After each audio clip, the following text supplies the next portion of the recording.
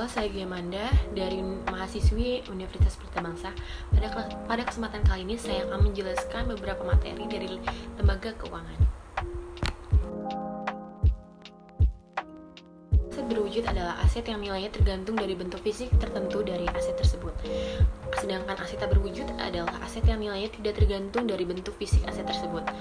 Aset keuangan adalah aset tak berwujud yang memiliki nilai karena adanya klaim kontrak dalam bentuk deposito bank, obligasi, reksadana, sertifikat deposito, dan saham.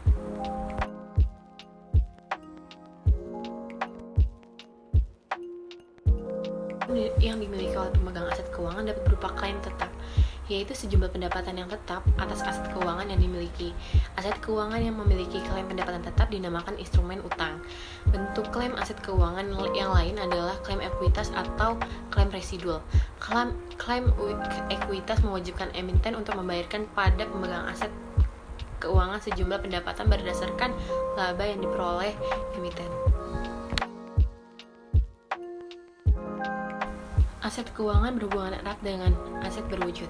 Dalam operasional bisnis, kadang-kadang untuk membiayai pengadaan aset berwujud dilakukan dengan menerbitkan aset keuangan. Seringkali, untuk memperbesar skala perusahaan, pemilik perlu menerbitkan saham untuk dijual, di mana hasil penjualan saham digunakan untuk memperbesarkan pabrik.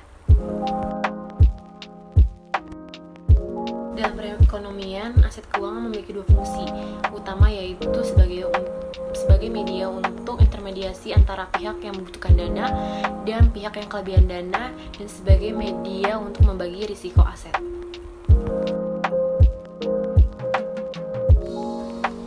Sistem keuangan merupakan sebuah sistem yang terdiri dari unit institusional dan pasar yang berinteraksi dengan cara tertentu untuk mobilisasi dana guna untuk memenuhi kebutuhan investasi dan menyediakan fasilitas termasuk sistem pembayaran untuk membiayai aktivitas komersial. Pasar modal memperdagangkan aset-aset keuangan jangka panjang seperti saham dan obligasi. Aset keuangan jangka panjang adalah aset keuangan yang jatuh tempo di atas 1 tahun. Pasar ini sering juga disebut dengan bursa efek.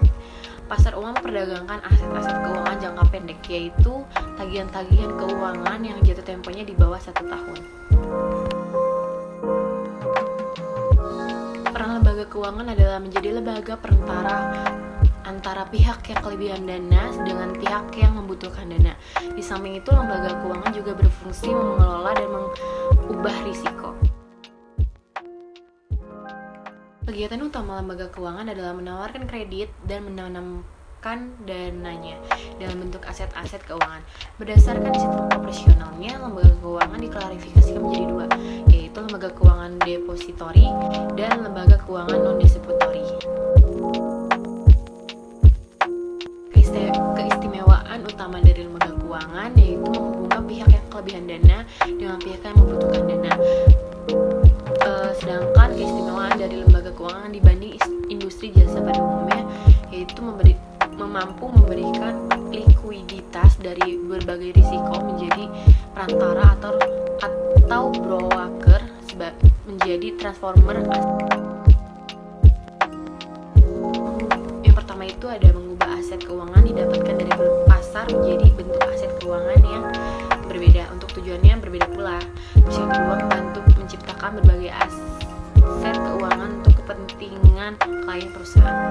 Memperdagangkan aset keuangan untuk berbagai kepentingan, baik kepentingan perusahaan keuangan sendiri maupun kepentingan pihak lain.